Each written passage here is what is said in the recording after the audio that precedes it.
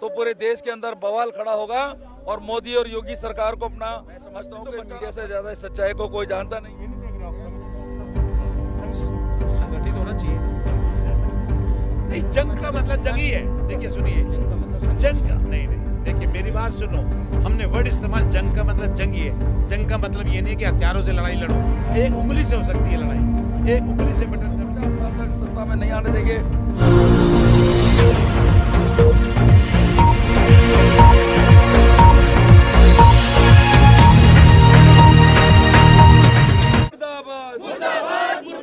मोदी योगी मुर्दाबाद, मुर्दाबाद, मुर्दाबाद। मनीषा के हत्यारों को फांसी दो, फांसी दो। हत्यारों को फांसी दो, फांसी दो। तेरे कातिल जिंदा है, बेटी हम जिंदा है, तेरे कातिल जिंदा है। वाल्मीकि सेना आगे बढ़ो, आगे हमारे साथ है। भाई साहब संघर्ष करो, हम तुम्हारे साथ हैं। भाई साहब आगे बढ़ो, हम तुम्हारे साथ हैं। सारे साथी जिंदाबाद, जिंदाबाद, जिंदाबाद।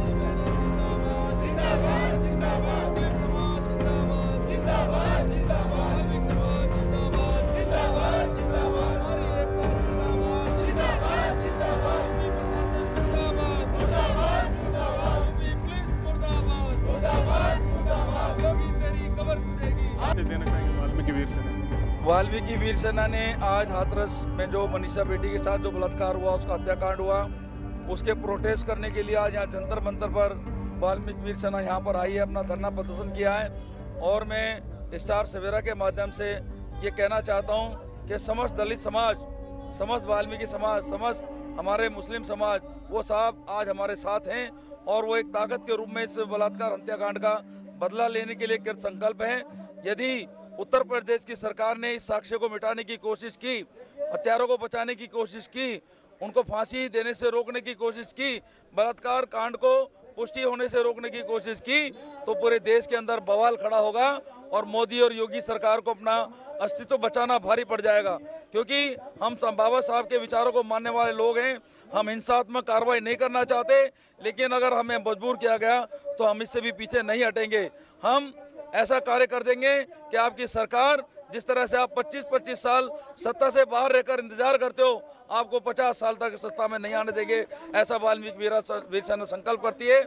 और आपकी सरकार के खिलाफ, क्योंकि ये डीएम का कोई दोष नहीं है, हम नहीं मानते इसमें एसपी की कोई गलती है। उनको तो जैसा कहा गया वैसा हुआ।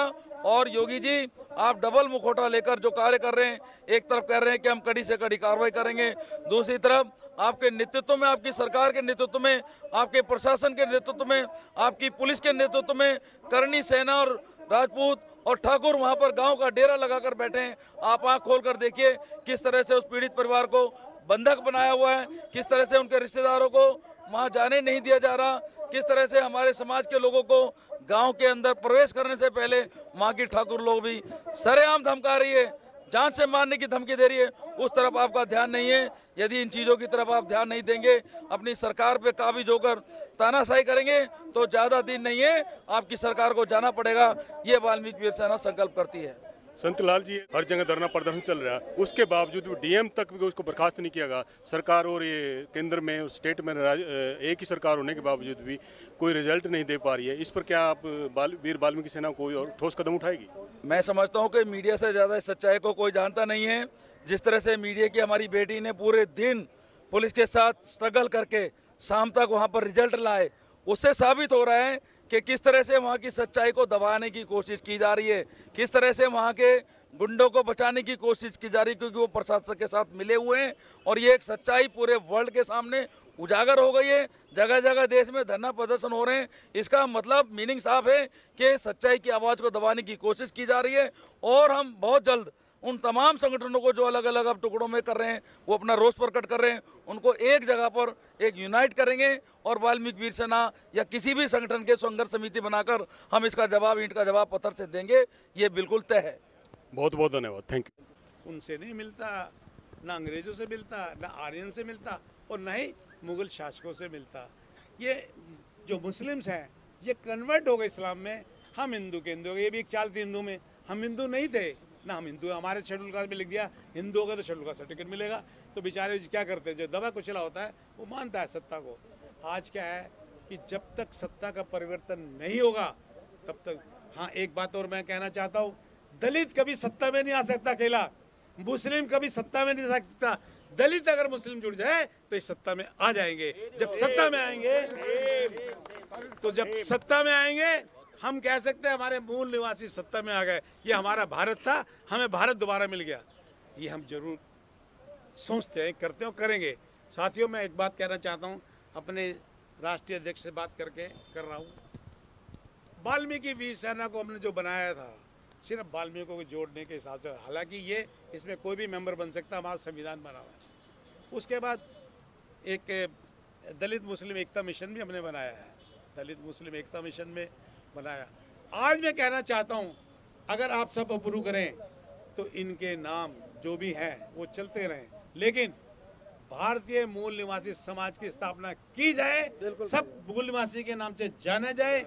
मैं अपना डिक्लेयर कर रहा हूँ, मेरा शेड्यूल का सर्टिफिकेट में लिखा था वाल्मीकि समाज का, मैं 2-4-5 दिन में उस शेड्यूल का सर्टिफिकेट पे ये अप्लाई करूँगा कि मेरे नाम वाल्मीकि ना डाल के मूल निवासी सर्टिफिकेट दिया जाए, क्योंकि मूल निवासी शेड्यूल कास्ट बने, मूल निवासी शेड्यूल कास्ट बने तो हमें मूल निवासी का स्टेटस दे दिया जाए।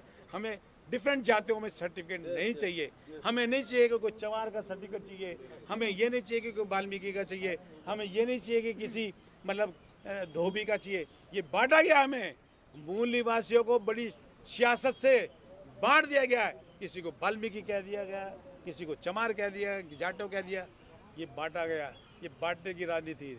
इसलिए हमें मूल निवासी सर्टिफिकेट दो, तब पता लगेगा हम कितने हैं यहाँ पर, तब पता लगेगा हम कितने हैं इस देश के अंदर मूल निवासी, तब पता। मैं बताना चाहता हूँ, हर ओबीसी मूल निवासी है, हर ओबीसी मूल निवासी है, हर मुस्लिम मूल निवासी है और शेड्यूल कास्ट भी मूल निवासी है। तो राजनीति का मैंने क्वेश्चन किया था आपको। हाँ, बताएं थोड़ा।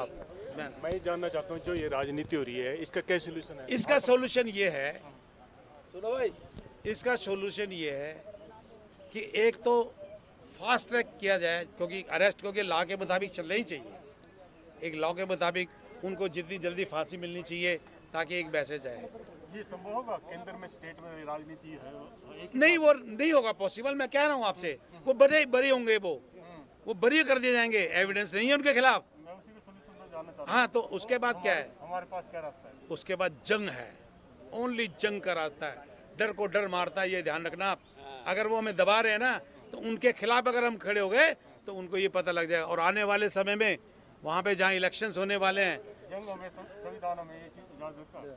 हाँ जी, संविधान में ये इजाजत देता है जंग वाली?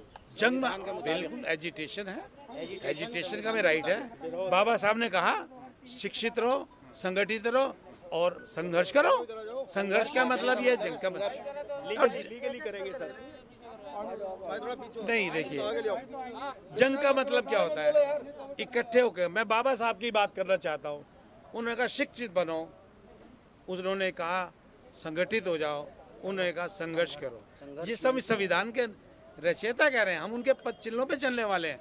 हम एक बटन से सत्ता को नहीं चला सकते, एक बटन से दबाने से सत्ता पे नीचे आ जाएगी। अगर हमारे साथी चाहेंगे ना तो सत्ता बदल जाएगी यूपी की आने वाले समय में। सोल्यूशन ये नहीं देख रहे आप? संगठित हो, सबसे बड़ी बात ये संगठित हो। संगठित होना चाहिए ना। जंग की वजह संगठित हो। नहीं, जंग का मतलब जंग ही है। देखिए सुनिए, जंग का मतलब जंग का नहीं, देखिए मेरी बात सुनो, हमने वर्ड इस्तेमाल, जंग का मतलब जंग ही है। जंग का मतलब ये नहीं है कि हथियारों से लड़ाई लड़ो, एक उंगली से हो सकती है लड़ाई, एक उंगली से बटन दबा के